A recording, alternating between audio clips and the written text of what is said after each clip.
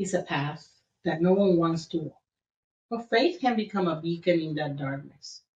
Today, in Thrive by the Rising Muse, we're honored to welcome a mother who's just not mourning the loss of her daughter, but also keeping her legacy alive with courage and love. Her story is a testament of strength, love, resilience, even through unimaginable heartache. Join us as we explore her journey, one that speaks to anyone navigating grief, faith, and healing.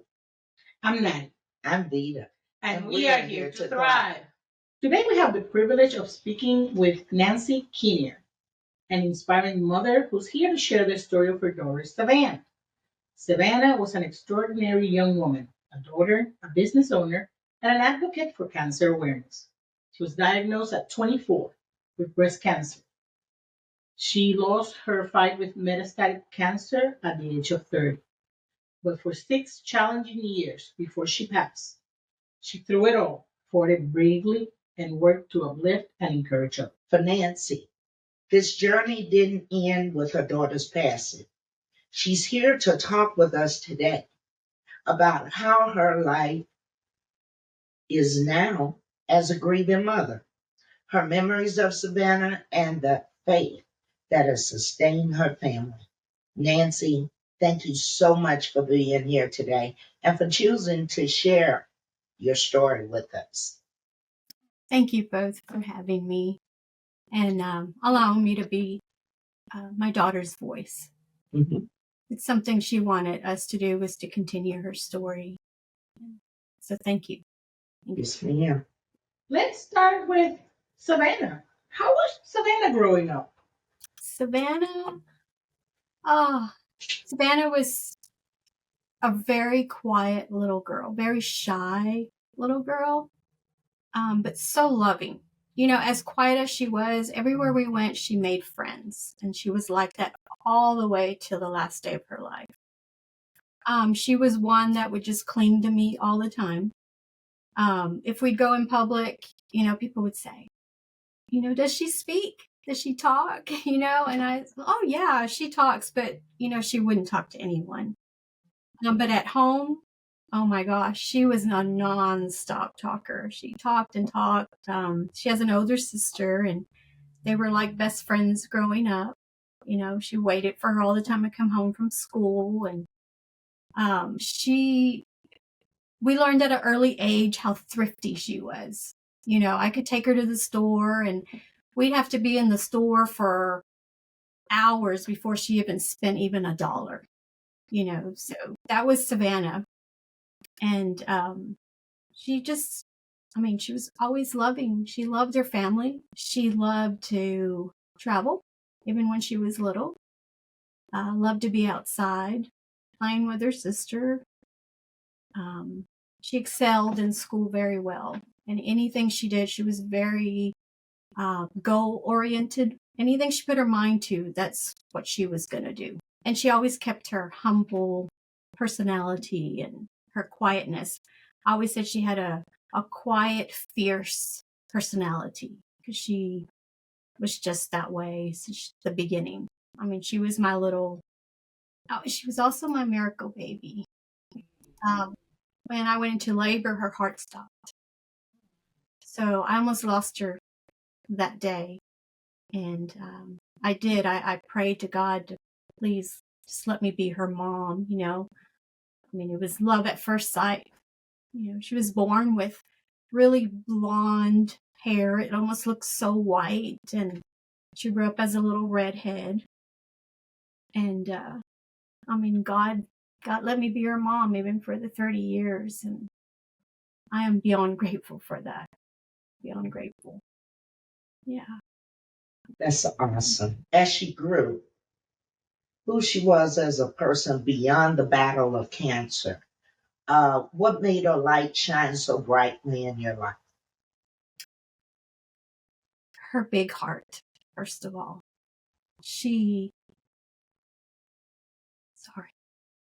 No, take your time. Savannah, she loved with her whole heart.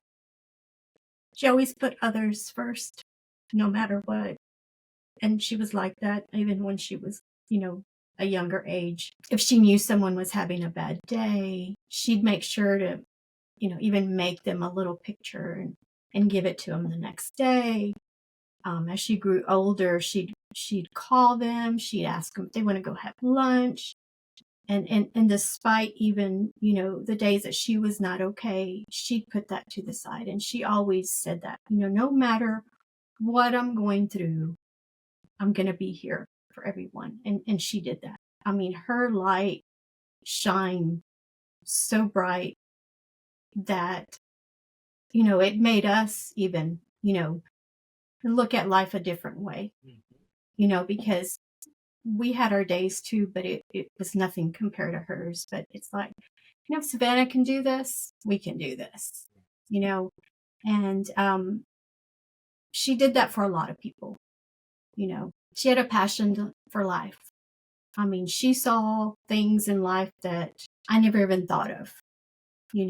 The way she looked at the sky, the way she looked at even trees, the situation, she had so many reasons to be negative and be angry, during her life. But it was all the opposite with her. She smiled through everything. She held on to hope. She had unshakable faith. Her faith was powerful. This girl, we miss her so much. I'm And it's just sure. been a little rough. This is her favorite time of the year. She loved fall. She loved Christmas. She loved holidays. Mm-hmm. And another thing about Savannah was she loved to love on us. So, like, if our birthday was coming, she'd go out of her way. She made sure to go get us a little gift. It's like she was more excited about our birthdays than her own. But she was still super excited about her birthdays. So she always made us feel super special. And Christmas was her favorite time of the year. So this time of the year is a little hard on us because Sure. it's coming up. We would already have her house decorated by now. And she just loved it. I mean, the lights, putting up the tree, having hot chocolate, wearing the sweaters, snuggling under the bed. So, and then watching movies, of course, on top of that. Oh, So yeah. this I time of watch the year, movies. it's a little tough. Of course it is. But she, I mean, it was that love that came from her heart. I mean, everything she did was love. And she showed that in everything she did, and no matter what. And she always would say, Mom, I want to be known, not just about the girl who had cancer. I want to be known beyond that. And I don't think she realized that it did shine through. All that did shine through. Even though she had to deal with it every day, her love came out. Her strength came out. Her courage came out. Her bravery came out. And she did that with everything in life. And some of her strength, it's still, even with the cancer, I think she found herself in a different way. God used that in her life. And there are beautiful things through it, even though it was so hard. As weak as she got at the end, some of the most powerful things that showed her true strength and her trust with God was the last time that she went for her appointment. She barely could walk. She was on oxygen. But she was determined to walk through the cancer center. She didn't want the wheelchair. And then she says, Mom, I want to go take the stairs. And I said, Wow. really? And I thought, oh, wow, okay. And I thought, I'm not going to, go against it. I was worried, of course. So we go to the stairs, and she walked from one floor to the next. And she says, get a video, because I want to show, everybody back at home, which her dad and her husband. So I got a little video of it, of her strength. And I thought, this girl, she's walking up these stairs, barely being able to breathe. And I mean, the strength that she had, it was beyond what we can say that comes from us. Right. And she wanted to drive one last time, so she did. And she just saw life that way. she still wanted to take that one more step, that one more thing to do. And that showed a lot about Savannah, which, I mean, left us, during this time to keep, our strength and to keep going. So Definitely. Definitely. she was Nancy, we right. understand.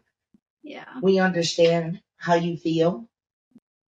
We've never had anyone to go through that, but our heart goes out to you because just thinking of my children not being with me as much as they drive me nuts, Yes. it's hard to imagine. It's really hard to imagine. But Savannah wasn't strong on her own. She came from you. She was in you for 9 months. And I believe, I know a lot of you was in Savannah. And she just wanted to show you what she got from you. Yes, yes, definitely. So, amongst her strength, we know that she turned her battle into a mission, that she became a spokesperson for cancer causes, and she even made a business creating earrings. Tell us about what inspired that journey of advocacy and how she used her platform. Tell us about her business and all that fun stuff that she was doing. So she was diagnosed with metastatic breast cancer at 24 years old. And breast cancer is found most in women over 40 years old. So when Savannah found out she was diagnosed, she started looking into, different organizations. She looked for groups, cancer groups that maybe she can connect with because she felt alone. She really did.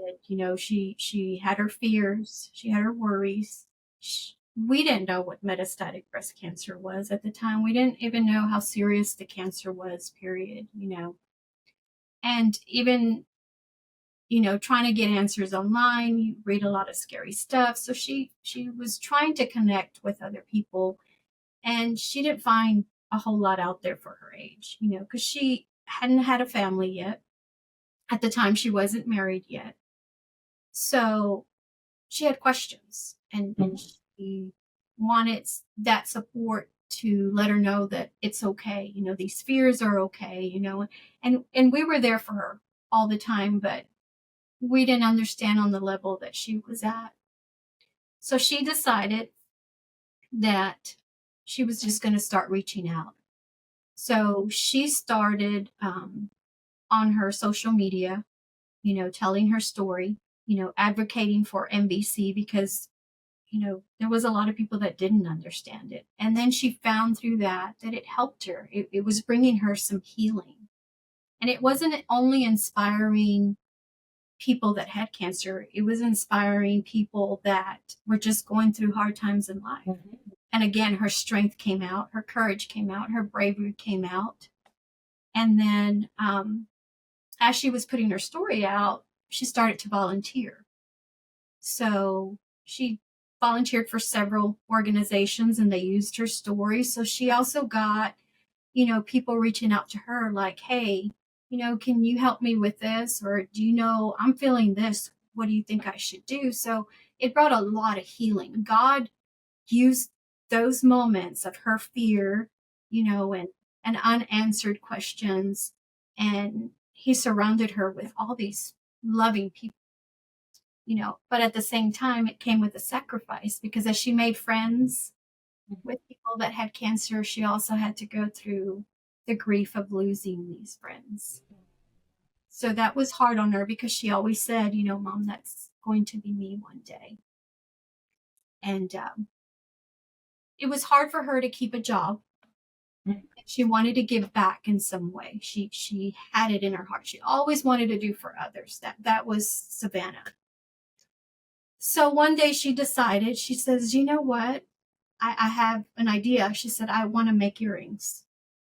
And when she lost her hair for the first time, she wasn't comfortable going bald in public. So she always wore her little caps and stuff, but she always wore earrings, always. So she said that, she was going to start, and she called it A Beautiful Purpose, which I thought was just Savannah. So she would actually make the earrings, design the earrings, put them all together, even on the days that she could barely move. She was going through treatments, radiation, so she had all the side effects of being sick, and she'd still be at her desk working. And she did. She sold earrings, and she'd sell out probably every time she posted earrings, they were sold. But she also had earrings that she would donate to other women going under treatment. And I've got her little story, if it's okay to read. And this is how she came up with her business. And her story was, when I lost my hair during chemo, my favorite accessory to wear with my head wraps were earrings. I wasn't confident enough to show my bald head, but when I wore earrings, I felt beautiful. This is what inspired me to create a beautiful purpose. And her mission was to make every woman feel beautiful when they look in the mirror, even on our hardest day. And then along with the sales, a portion of the earrings I create will be gifted to women undergoing cancer treatments. So her earrings went, all over the United States, some even to Canada, that she found some other women that were going through treatments. She'd donate them even to her nurses and doctors at her cancer center. They put them in the cancer kits and give them. So she put her little story in there so they can know that, someone else can relate to them. And that was Savannah. She was always wanting to give back. And with that, also, she had a lot of support. The community came together. And like I said before, she made friends all the time. So she had friends since elementary age that they were still friends. And these people just surrounded her with love. They were there. Her best friend, her really best friend, has been there since day one of the diagnosis all the way to the end, and she was just so loved. But that's what she did to give back from her heart. Well, knowing that you all are a family of faith, how did her hope and positivity, how did it affect you as a family? With her being positive, Mm-hmm. That was our strength. Mm-hmm. We were able to see God work through her. It was hard on her. The cancer treatment place that we went to was about 4 hours away from our home. So we had to travel back and forth. That was a lot on her. Going through the treatments, hearing about the progression, all the side effects that she had to go through, the sacrifices that she had to do for the past 6 years. And my daughter was active. She was healthy. She loved to even just go window shopping. She was my shopping buddy. Most of her 6 years were spent in bed, but she chose to do it this way because she still had dreams and goals that she wanted to somehow reach, and along the way she had to learn that some of them were not going to happen. So she took this life with cancer, and she really truly made it beautiful. She'd say, it's okay to not be okay. She was true to herself. While she was uplifting herself, she was also uplifting us through all this. But she smiled. She smiled through it all. She never was angry. And she'd always say, I don't understand, why me? Why is this happening to me? But she was not angry. She just, she kept hope. And anything that would go on or whatever, I'd say, Savannah, let's just give it to God. Let's just give it to God. And she was in and out of the hospital. And there was a time that when she was in the hospital, her heart was collapsing. And by this time, the fluid was in her lungs. It was around her heart. She was bleeding internally. There was so much going on that she was in the ICU for about a week.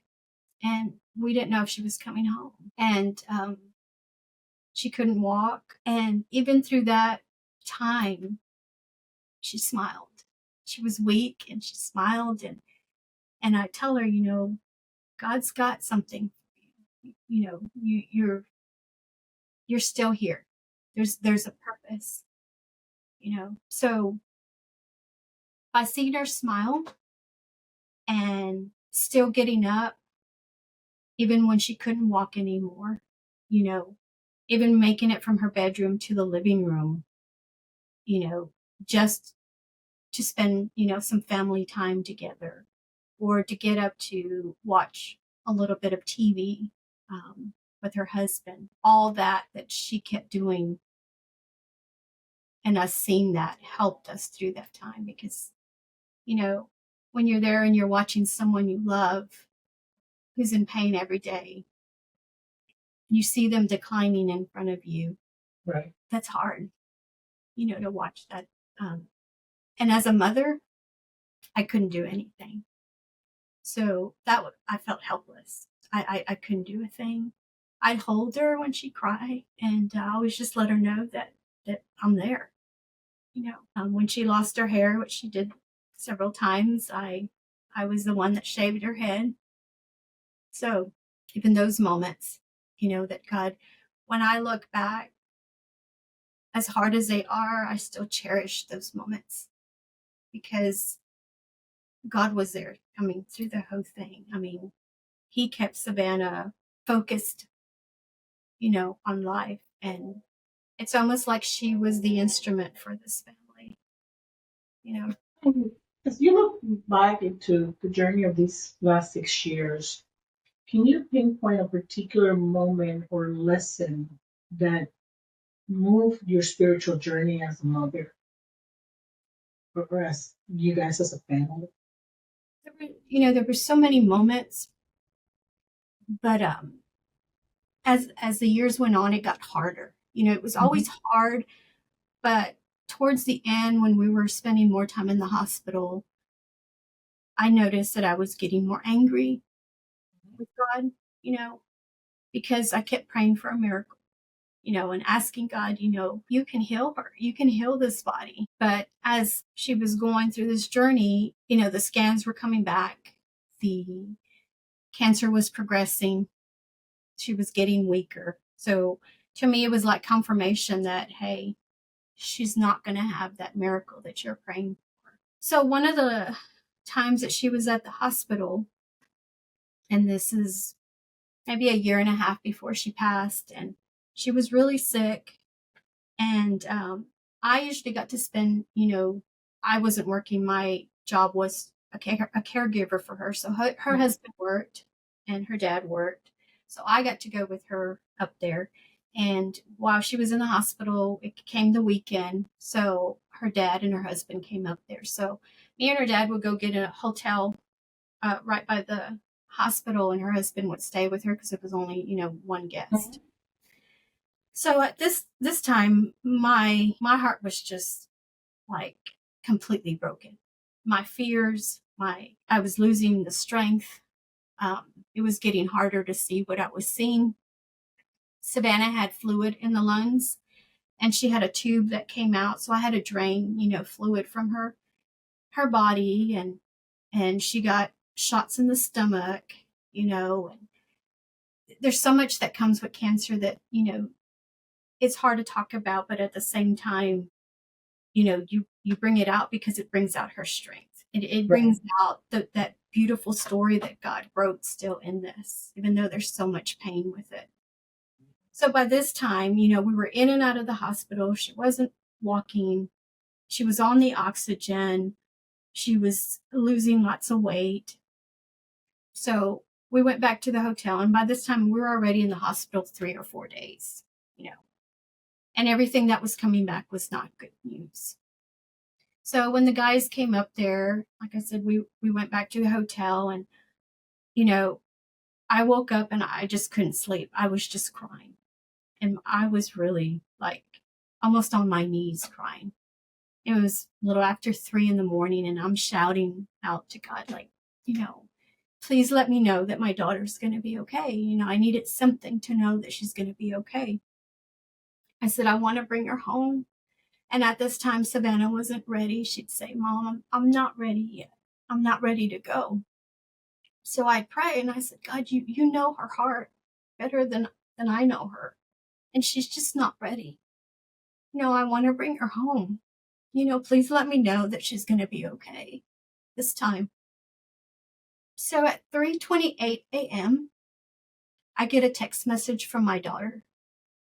And the first thing it says is that, Mom, I'm okay. And I just started crying because I was right there in the middle of praying with God. And I get this message from my daughter answering what I'm asking God. And I said, how do you know I'm awake? And she says, I know you, Mom. And I said, how are you feeling? She said, well, I haven't gotten up. They were doing breathing treatments with her. And I said, okay. And she said, I'm going to go back to bed. I'm going to see you in a little while. And I said, yes. So I get there the next day and I said, how did you know to text me when you texted me? And she says, I don't know. I just felt like in my heart I had to tell you that. And I thought, okay. She said, why? And I said, because I was praying and crying, asking God to let me know that you're okay. And we were just speechless. I mean, completely speechless. And that moment is the moment that I thought, okay, you're here. You're with us. Like, we're not alone, in this. Even right now at the toughest, hardest part, you're here. So that kind of changed my view on everything, even though that didn't like take away, your pain inside or, that miracle that you're still praying for. But I was speechless. I mean, speechless. And that was like a whole lesson to me that, I got to continue trusting in him. I've got to. I cannot let that go. So that was like a really moment for my heart. And there was another one. Like I said, she wasn't ready to go yet. So another prayer that I had was I was asking God, if you're going to take Savannah, which with all the tests and everything, we knew the time was coming, and she knew the time was coming because she would say, I don't think I'm going to have much longer. And she kept saying, but Mom, I'm not ready yet. And I said, when you pray, you need to let God know that. So I told God, I said, I need to see some sort of peace in my daughter. I have to see the peace. I said, because she's scared. She's not ready to go. And, I don't think I can make it to see my daughter go this way. So when I finally heard the words from Savannah that, by this time she didn't have any more strength in her arms or legs. She could barely talk. It was more of a slur when she would talk. She was real weak. And I had to put her in the wheelchair to take her to the bathroom and come back. And so I was, cleaning her up. And that was hard, because she was so healthy before and so full of life, and I was watching her sitting in the chair where she just couldn't move anymore and couldn't eat, barely could speak. So I was there just, as I was cleaning her, I was thanking God for my beautiful daughter and thanking him because it was me that was there with her and that I was honored to be able to take care of her like this and to continue giving me the strength. So she finally said, Mom, I think it's my time to go. And it took everything for me not to fall on my knees. I didn't want to hear the words, even though I knew it was coming. And as soon as she said that, I saw the peace in my daughter. She had that life again in her face. She smiled again. And I just held her. I held her and I told her how much I loved her and how proud I was of her, how brave she was. And that was the moment when I knew that it wasn't just the words that I would tell Savannah, because I'd always say, I love you, but God loves you more than me. That I really, really felt that. Like, wow, I held my daughter. I knew that God loved her more than me. Yeah, and it was her time to go. So that was another one that kind of carries on to my grief. Those moments. And like I said, I could go on even till her last moment of life, her last breath. that I was able to be there. And God reminded me, you know, the 30 years before when I said that prayer, please don't take my daughter. Because at that moment, I wanted to be angry. I wanted to tell God, you know, why? Why are you taking her back? And there was a reminder, you know, you were here 30 years ago, and I gave her to you for 30 years. So I got to hear my daughter's heartbeat for the first time. And I heard her heartbeat for the last time. And I was there, and, you know, I talked to her for the last time, and I asked her, you know, do you know who this is? And she nodded yes. She couldn't speak at that time. And I said, do you know how much I love you? And she nodded yes. And I told her, you know, it's okay to go. It's okay. And only because I knew how much God loved her. And it was her time. So those moments that God gave me with her, as painful as they are, also there's so much beauty. There's just so much to that he allowed me to share with my daughter for the end. See, let's talk about some beauty. Tell us about Savannah's win. Oh my gosh. Well, first, she was the most beautiful bride ever. Savannah was also blessed with a beautiful wedding. You know, she was unsure about even getting married. Her husband is Bertine, wonderful man who stayed by my daughter and loved her with his whole heart. Wonderful man. They dated about 10 years before they even got married. So they stayed together, you know, from end of high school. She left to college, and they still stayed together. And then when they got married in March of 2022. And she even told him, you know, when she was diagnosed, she said, you know, this is not going to be easy. So, you know, make sure that you want to stay with me, or you can leave now, because I don't want you to leave later, you know, when it gets really hard. And he's like, I'm not going nowhere. Like, what are you even talking about, you know? So, you know, marriage came up, and she was scared, you know, to marry, because she knew her time would not be as long as she would want on this earth. And her loving Christmas, Bertine surprised her. We went, you know how the houses decorate for all the lights. So he had gone up there to ask the owners, you know, if he could do a surprise proposal there with the lights. And with the lights, they played music. And it's one that you just drive through. So it wasn't one that you walk around. So, you know, he had to have the permission. So we helped him out, Savannah's dad and I. And, you know, we printed out pictures of them too when we put it along the lights and stuff so she could be surprised. And so she got proposed there during Christmas time. It wasn't on Christmas, but it was in that time. It was December. And it was December of 2021 because it was a year. And God blessed her with a beautiful wedding. He brought in all the right people. The lady that did the photography, she had been in this business, so she reached out to so many people that she told Savannah's story. And it was funny because, you know, you go to the bridal shower, little conventions that they have. And when she stopped to talk to, her name was Holly, and she spoke to Holly, and Holly wrote down Savannah's name. And she was like, can I have... Holly wrote down Savannah's name. Is that what I said? Yes. Okay. Yeah. And she wrote down Savannah's name, and she said, can I have your phone number and I'll reach out to you? And she's like, okay. So Savannah gets a phone call, and she's like, you know, for some reason, I had to write your name down, and I had to kind of like find out who you were. So I went on social media, read your story.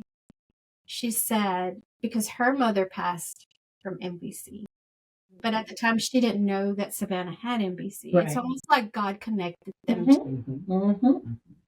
So she was like, I don't know why I felt in my heart. She said, out of all the people that I've met today, there was something about you that God put in my heart that I needed to talk to you again. She said, so I'm actually reaching out. She said, because I want to help you with your wedding. So she helped quite a bit where she brought in, the music, the decorations, she just helped us get it all together. And Savannah had a very big, beautiful wedding, and she got to marry the love of her life for Teen.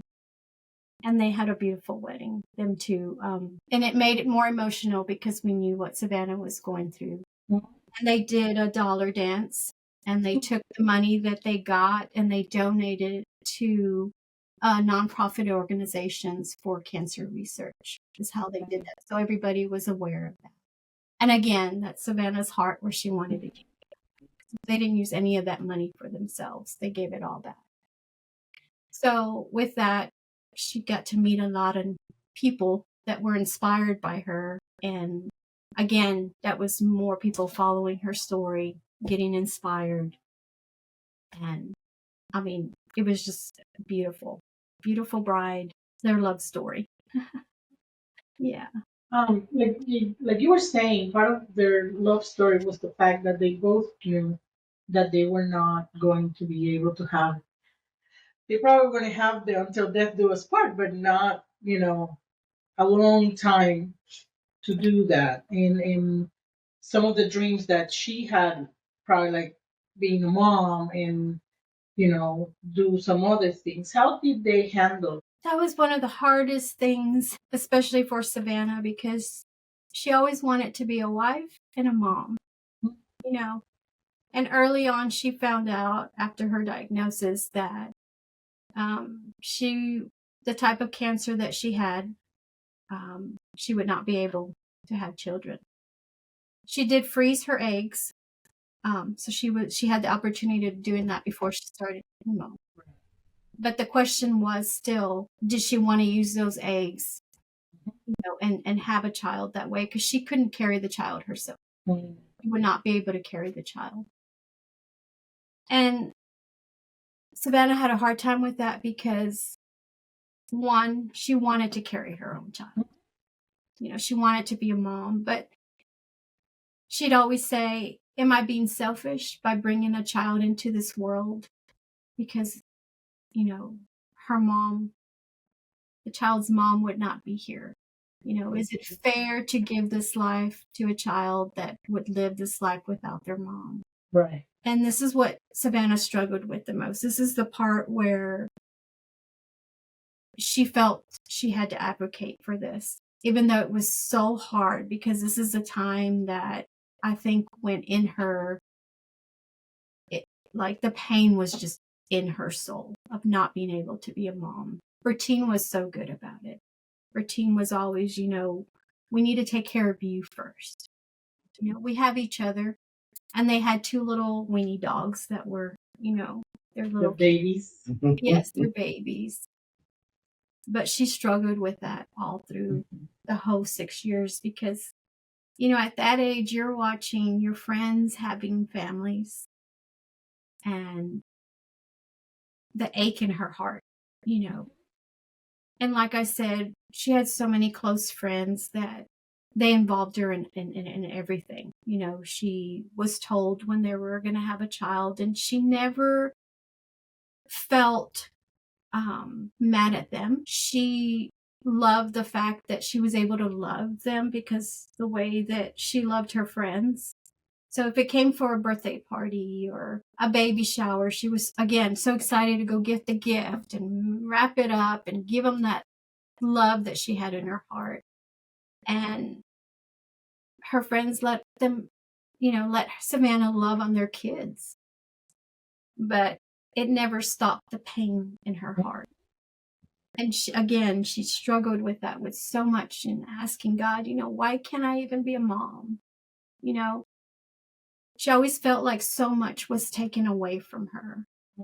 Her hair, she had a double mastectomy. And along with the double mastectomy, she had no feeling in her chest area. She had lymph nodes taken out from her left arm. She didn't have feeling in her left arm. So she struggled with her self-confidence and then losing her hair. And she'd always say, I married a man that always makes me feel beautiful, no matter what. And that's how routine was with her. She just felt beautiful. That was the hardest part. And even for me, because I didn't get to be a grandmother and I didn't get to love on, to have those grandkids and to watch little Savannah running around, and those we just will never know the answers to. Right. But again, she loved with her whole heart because she took that love that she wanted to give her own children and she gave them to her friends' children. And she just smiled through it, all of it. I don't know how she did it. I don't know. And that was her grieving. She was grieving a life that she had wanted. And that side of her that always set out goals, it wasn't happening. She had to always realize it. She had to accept a different life throughout everything. Because everything she thought, like going and graduating with her bachelor, she thought she was going to have this career. Mm-hmm. And that didn't happen. And then she thought when she got married, she'd have a family. And that didn't happen. She lived 6 years in pain, in grief, in fear. And despite all that, and making such critical decisions, and she had to accept this other life. And she did it with God. She did that. Nancy, you being her caregiver, how did that affect your faith and your relationship with God? Well, there were plenty of moments that I was angry, scared. I did ask, where are you? So many times. One of the questions is, why do things like this happen to bad people? I mean, not to bad people, to good people. Why do bad things happen to good people? Yes.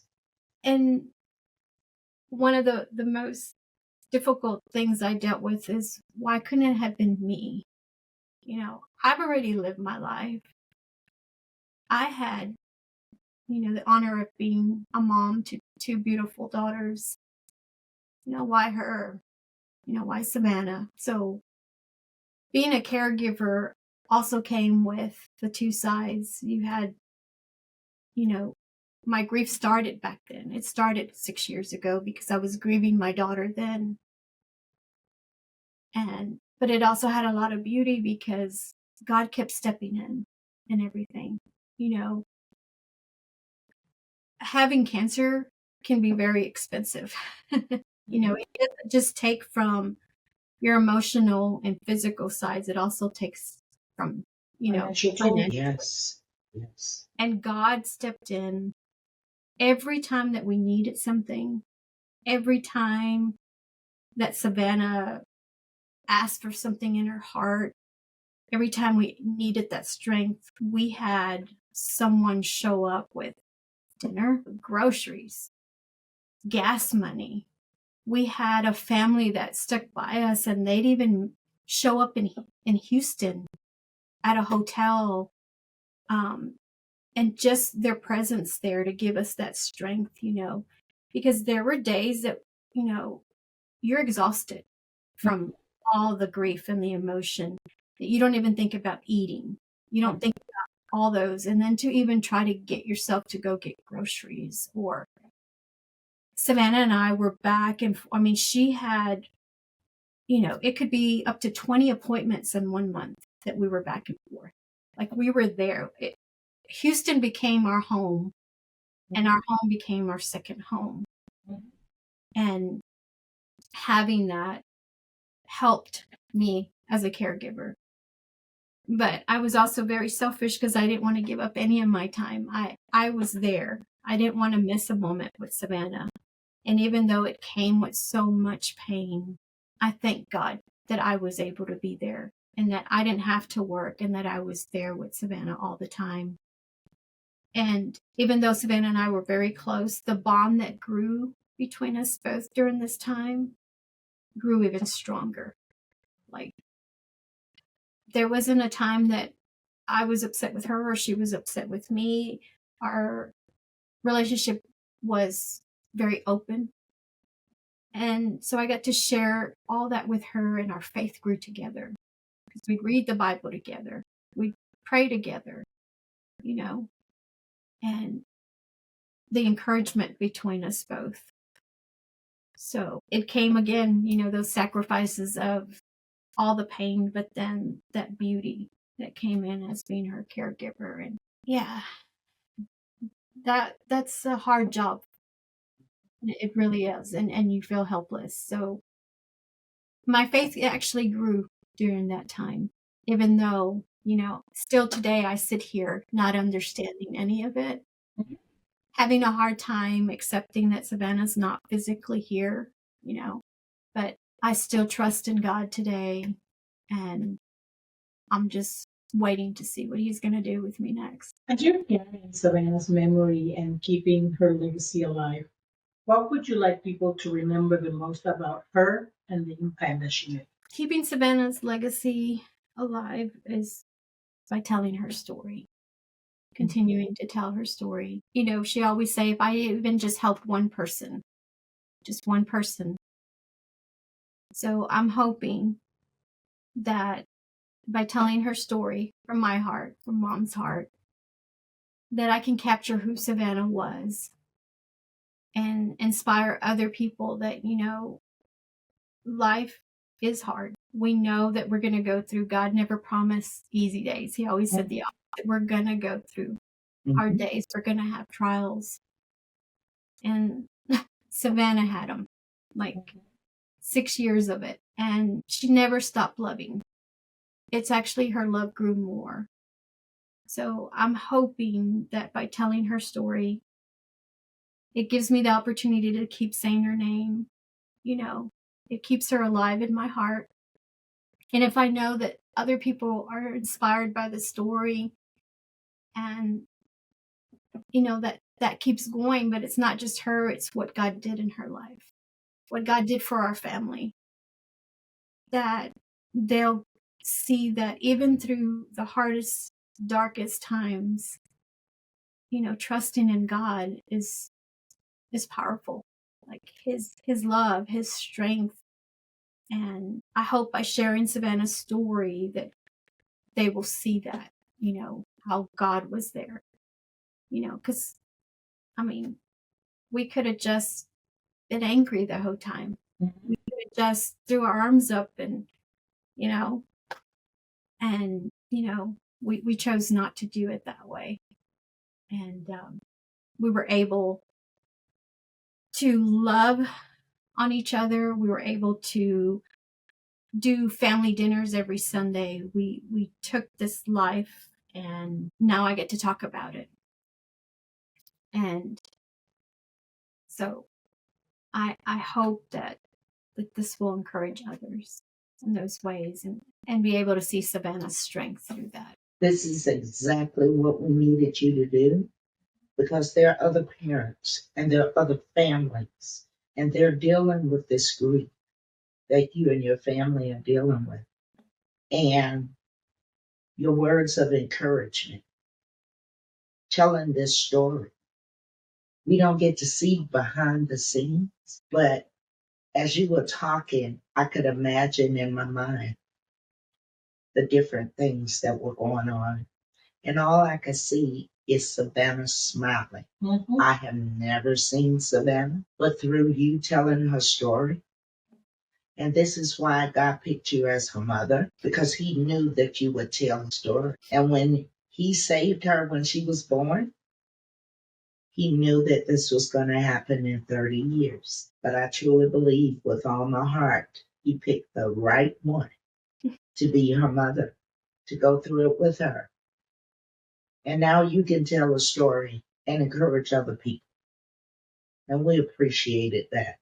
That's why it was so important to tell Savannah's story. And we thank you so much for being open, vulnerable, raw, and we appreciate Thank what you. God has done for you and your family. We really, really appreciate it. There's something I want to say, and I'm the one starting to choke up now. The day that this, I want to tell the audience that the day that this episode comes out is today. Savannah's is going to be Savannah's birthday. Yes. This episode airs for the first time on December 1st, Yes. and Savannah would have been 31. She would have been Yeah, because she passed this year, 2024.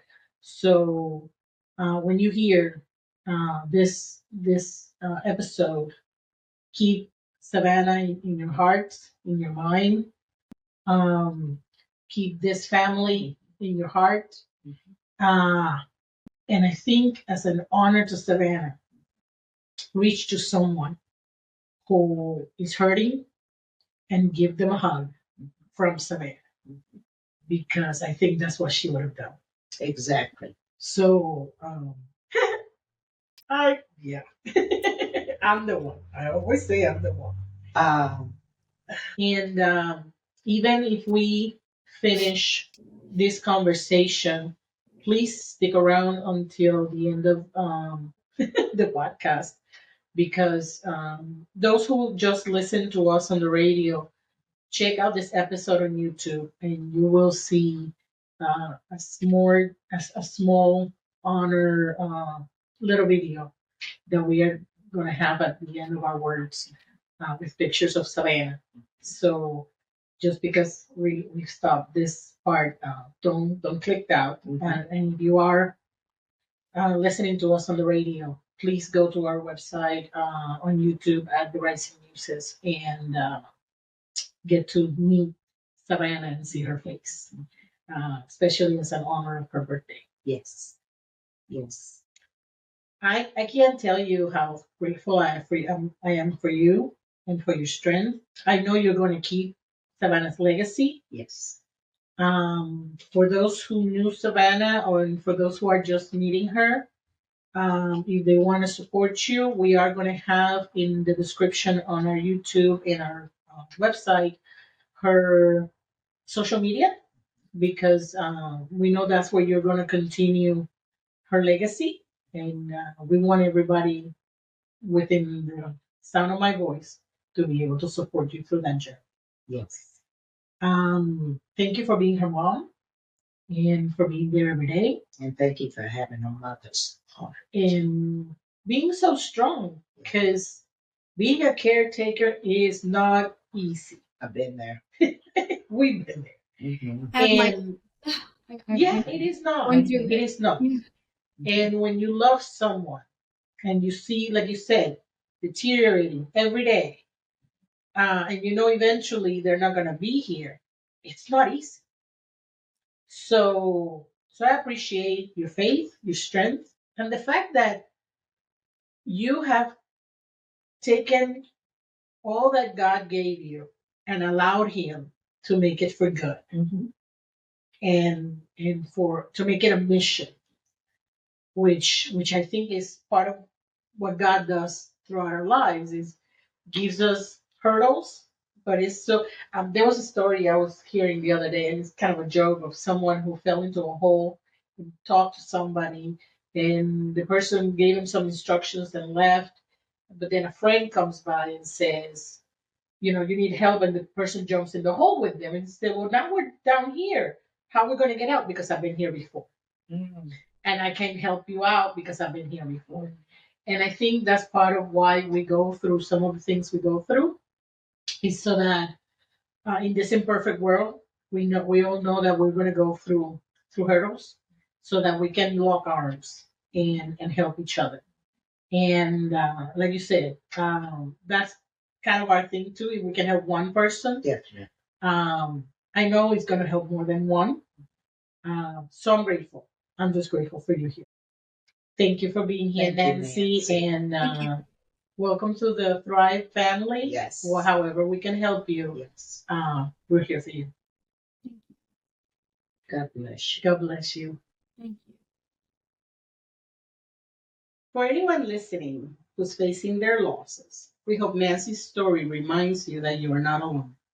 Though grief is often private pain, sharing these experiences can bring a lot of healing. We here at Thrive by the Rising Muse like to continue those conversations that don't just heal, but they inspire us all to keep going. Remember to subscribe, like, and share this episode with someone who you think could benefit from this story. Remember that if you're experiencing a mental health crisis, please dial 988. And if someone you love is experiencing a mental health crisis, please dial 911 or take them to the nearest emergency room. Yeah, emergency room. Yes. If you think you're in a domestic violence relationship and need to talk to someone or get assistance, please dial 800-799-7233 or text 887-888. Make sure that you're in a safe place when you're reaching out for help. Thanks for joining us today, and we'll be back next week with more voices and stories of resilience and hope. Until next time, don't forget to thrive. Have a blessed day. Bye-bye.